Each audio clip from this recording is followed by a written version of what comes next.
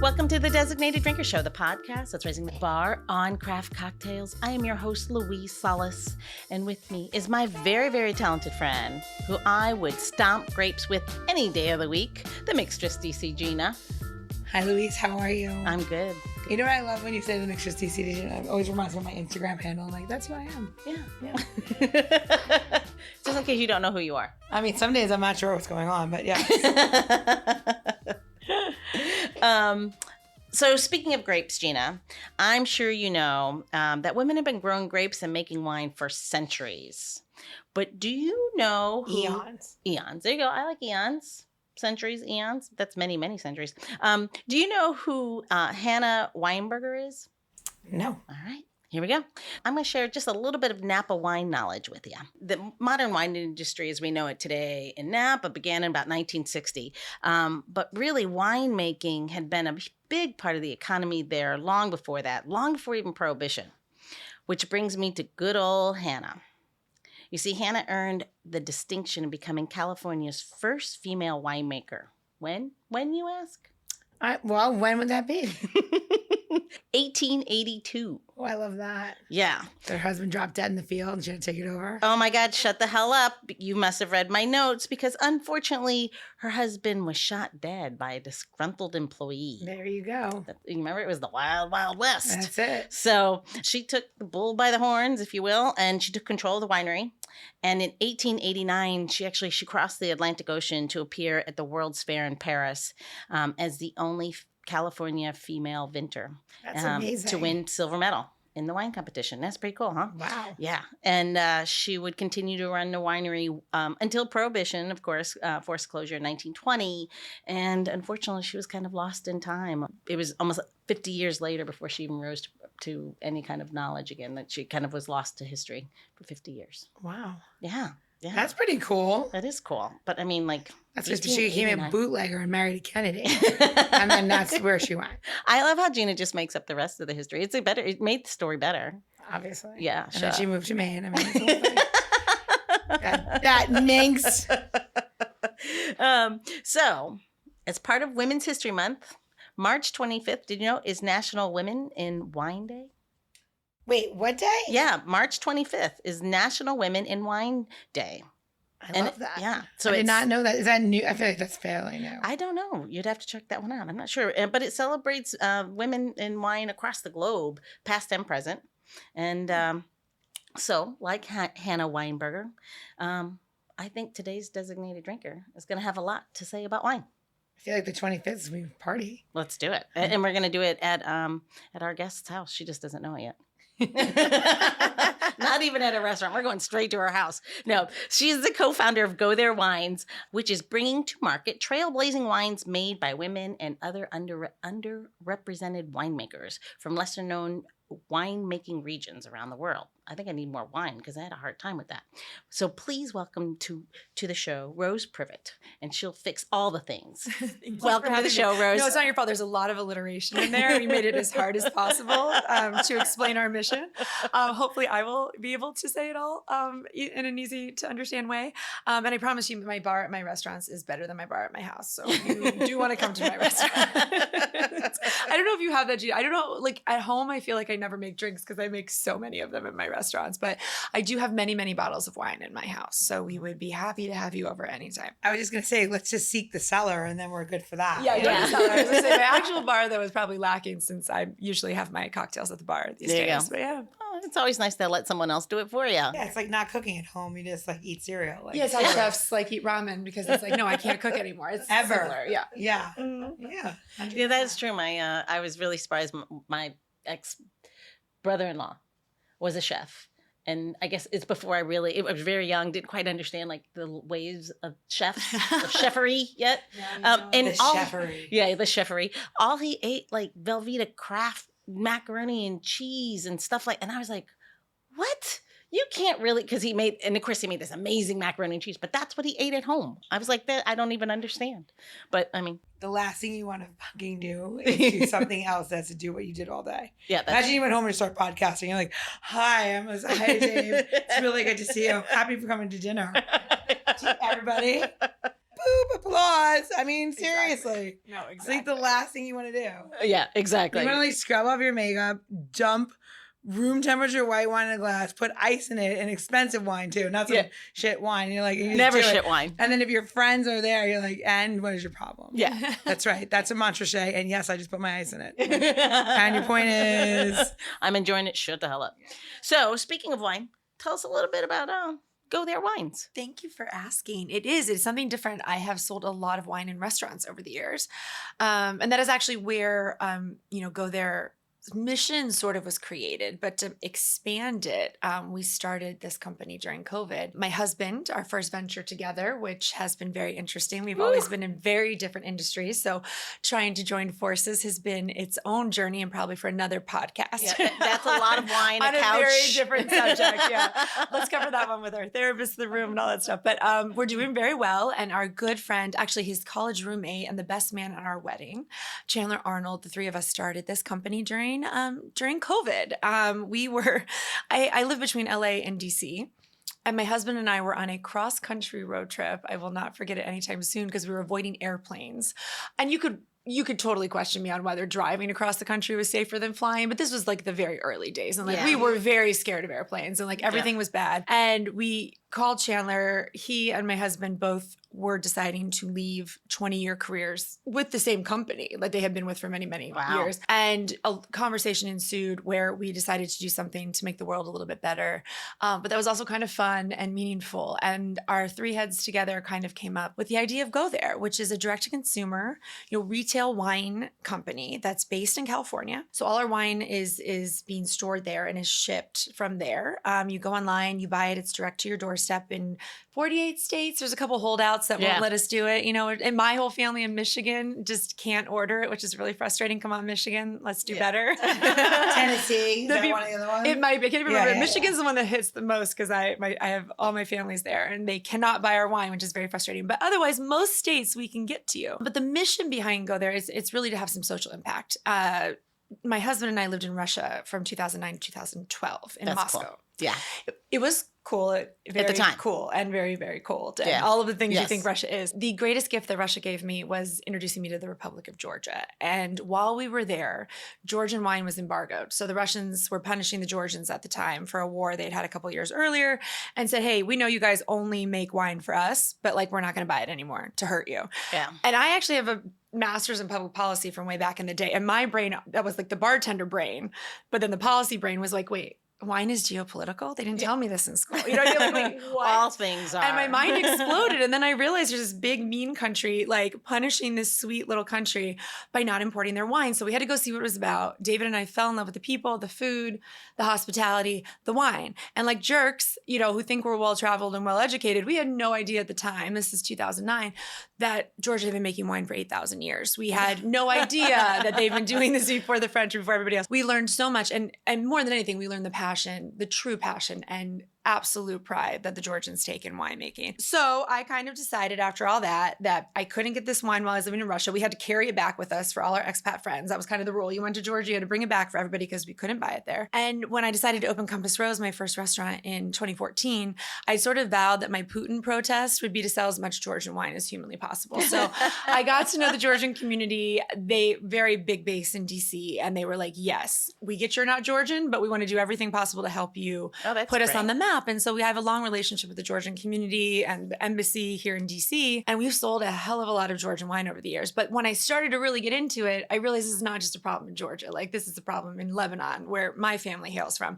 This is a problem in Bolivia. This is a problem all over the world where people make amazing wine that nobody knows about it. And it's ridiculous, really, because it's really high quality. And just because of politics and geography, and honestly, a lot of rich white men, if you really want to get into it, that's why we don't have a lot of this wine from amazing women winemakers, from like amazing, marginalized communities. They just have no access to the U.S. market. So I am only speaking from the U.S. perspective. Other parts of the world know this already, but we don't. And so I really wanted to do everything I could to change that and kind of break down this barrier to entry. And you can do it with your restaurants, but mine are small. They can only do so much. So Go There's intention really is to get this wine in the hands of people all over the country who might not have an edgy wine shop like we do here, or like you have in New York or LA, right? Now we can get wine to Nebraska or parts of Texas that like wouldn't be able to access it. Sure. And it's just that little bit by little bit that I think that that education makes a big difference, but also we're making a very big difference in the lives of our winemakers. And that's truly why we do it every day. So obviously you can introduce me to it at the restaurants. And I'm not saying this frivolously. I just want to be clear so our listeners understand you actually could be a part of this movement as well by ordering wine through you. Yes, we think truly by buying even a single bottle, you're becoming part of this movement because you are literally making a difference in the entire wine industry. And if we can just keep doing it more and more, you'll start to see the big difference. And I already have, even in 8 years since starting the restaurant, so many more people know about Georgian wine. So many people have contacted me to say that because of learning about, wine from different parts of the world, they've gone on trips they wouldn't have gone on otherwise, really exciting things. But on the parts of our winemakers. So yes, if you go there, you'll see wines from 4 different countries. We have currently Lebanon on the roster, Georgia, South Africa, and then yes, America, but the central coast of California. And I can tell you a little bit about why California in this sense is a lesser known region. But everyone on our docket, I know personally, I visited them. They all have amazing histories of winemaking in their families or a desire to overcome a barrier like Nanda Miso in Cape Town, where as a Black woman, her family couldn't access winemaking. The people in her township were only given cheap alcohol by the government just to kind of like get people drunk and, throw them to the wayside. And she really wanted to overcome that barrier. She's a living, breathing, amazing inspiration in the wine world. And we sell her wine. We've gotten to know her and visit her in Cape Town. So I truly know that, by buying this wine, who it's going to and how it's making a difference in their lives. When was that again? The South African. Yep. What's the name? The labels, we don't really have names. A quote from each winemaker is on the bottle. So it's co-branded. Cool. So the label, they all have their own wine. I understand now. Oh. It says join the club. All right. So No, tell me. So I'm on your website. So I'm gonna be your person. So you go to the website and you have like all these different little themes, Yes. right? Pinotage. It says winemaking is freedom. So I love that. And They're then, just the quotes. Yeah. So it's not like a name. You No. have the grape name, of Yeah. course. And we give you like the percentages and everything like that of what grapes are in there. But really for us, it was their words. So a quote from each of the winemakers is what's on the bottle. Oh, that's interesting. That's really set the listeners' expectations and understanding when they go there. How do I navigate the space and what am I looking for and that's great. yeah. So then they have like different like so you can join a club. We just launched that for Christmas. That's awesome. But it goes on all year. You can join a wine club or we'll send you wine quarterly. Parties of the Purpose. Do you see that? Yep, I saw that. Different than the club. You can do it for a Christmas theme or a girls' night Birthday, theme, a book anything. club theme, anything that you want. We give you some fun materials, some more background on the winemakers, on the grapes, some add-ons to your party, but there's also a visual component. So if you go on there and you click on any of the winemaker stories, there's a 10-minute documentary. Everyone has a story. Everyone has a story, and you'll meet all 4 winemakers, and they're gonna, because that's who this is really about, right? Like that's why we didn't even give it a name, or like we just want you to meet the winemakers. They're these inspirational people. You go on there visually, you can hear what they have to say. Or on each bottle, there's a QR code, and I know we're sick of QR codes. I know COVID did us it's a new way of life. but now that we're so used to them, we know people actually use them, right? Yep. So each wine has a 1-minute video where you can go there. If you're indecisive and you don't know which one you want, you can go ahead and just listen to a 1-minute video by one of the winemakers, and they'll tell you about their wine and who they are. And you can decide that way too. Oh, that's so cool. I really think That's this is great. cool. I think this is awesome, actually. So basically, you cherry pick what you like, right? Let's be like, right, and then you're supporting that winery, which is really. I'm sorry, I keep looking at this and I realize you guys can't see what I'm actually doing. It was so So I'm frustrating, right? scrolling. I I'm wanted to show scrolling you. on the app on my phone, and I'm looking at it and like what you can like how you purchase and like what it is a bottle. You can do bottles. You can do a group of bottles. Yep. You can just do one or multiple. Yeah, but like it's fun. But like what's interesting is that also I'm sure that you guys curate it. It's not like you didn't taste it. It's not like you didn't do it. You have tasted all of them. Yeah. Yes. So like. And we tried to hit a profile for everybody, right? Yeah. So you've got a pet nat, which was done by a Syrian refugee who's living in Lebanon. The only man who makes wine on our docket, by the way. Everyone else is women. But Abdullah is an amazing human being. So he gets allowed in for the girls. He's also going through an incredibly difficult time being away from his family because he can't make wine in Syria. So he's making it in Lebanon with a good friend of ours, Yeah, it Eddie says- Chami. Yeah, and so it's a beautiful pet nat. We've got some indigenous Lebanese grapes in there. It says, "I will super make wine in Syria again." Is the name of it. And Oh, that is that's awesome. that's what he wanted to tell the world. So we put it on there.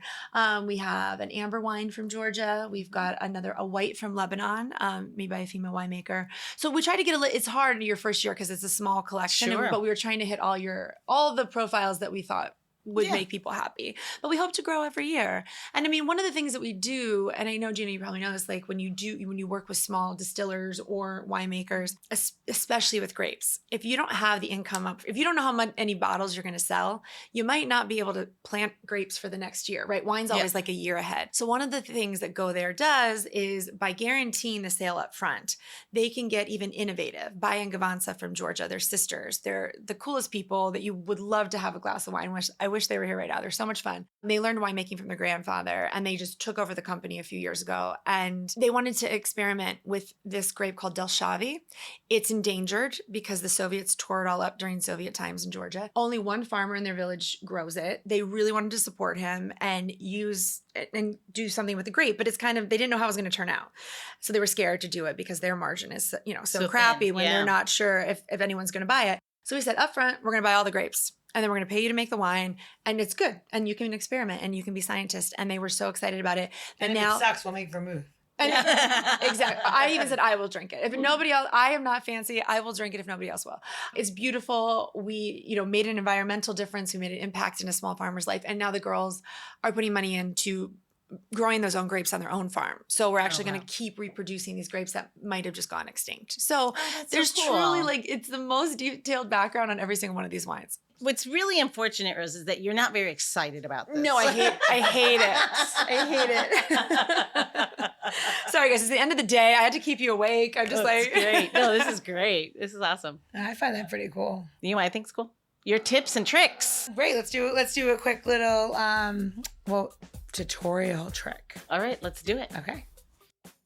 Spring has sprung here at Designated Drinker Show, for sure, right? We're getting all happiness and feelings and everything. So we're gonna make a rose water syrup to use in your cocktails.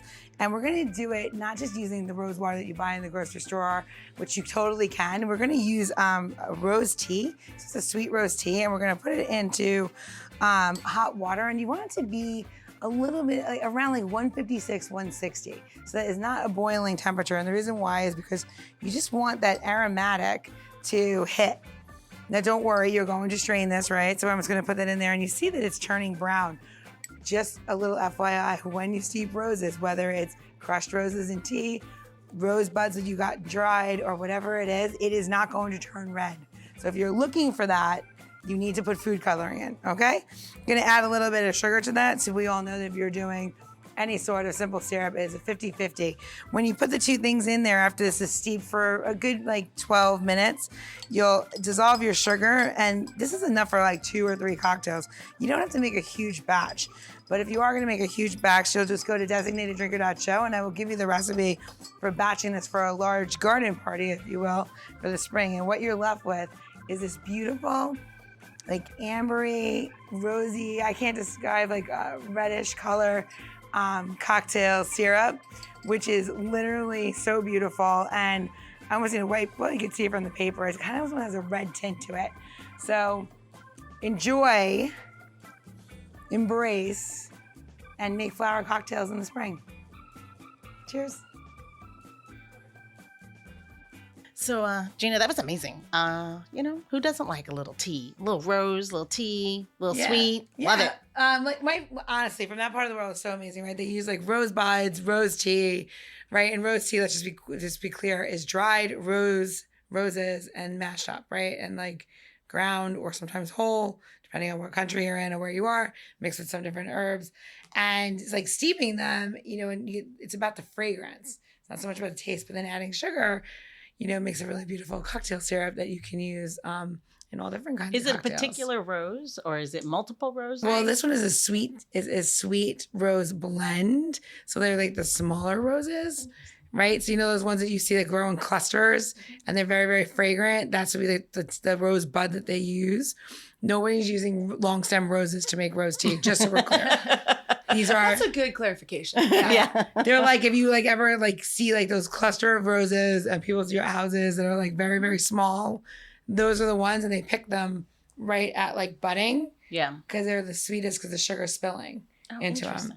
Yeah, they're harvested like tea. They're actually treated like tea. Yeah. They harvest it the way they taste it, and then pull it. Yeah. Huh. Yeah, if you ever want to have any fun, go to a tea farm once. It's or Yeah, they call them farms. It's cool. And there are some in Maryland, actually, very small, but very, very cool. And like you can see how it's done. And like it's a labor of love. Can I bring it full circle for 1 minute? You didn't even know this, but the women that I was telling you about come from Western Georgia, where they have this crazy subclimate, like it's like subtropical kind of microclimate in Georgia. And part of the reason the grapes are endangered is because the Soviets ripped them out to grow tea. So the majority of the tea that was made for the entire Soviet Union was grown in Georgia. They just decided, like, of all the countries they conquered, they're like, okay, Ukraine, you give us wheat for bread. And Georgia, you give us tea, and we'll just ship it all over this place. So there is actually a really cool history of tea and wine in that part of the world. Do they still produce tea, or is it like a bad thing? So like talk about it. No, they're good now. They are actually trying to recultivate some of the tea farms because they were so big that when the Soviets left, there was no one knew what to do. So a lot of it went to waste. But a lot of the same people that are trying to save the grapes are also trying to bring back the tea. So no, they're selling some actually. But it was just like I had no idea until I started traveling there. So you could of course argue in some of the wines that you're tasting, tea aromas or flavors or smelling tea aromas. So I feel like vermouth coming on, Rose. I'm sorry. Everything you're saying to me is just screaming to me. Let's make a vermouth. Because like that is like, I mean, I don't even know. I feel and what's weird is I have not found one from that area yet, but you're right, it should be. It should be coming. I mean, if you're saying like, teas and all that stuff is there, yeah, it's prime for like a good, and then Georgian brandy. I mean, you got all the things. You got all the things. You got all the things. And we don't have. And the cha-cha, the best name in the world for the Georgian brandy.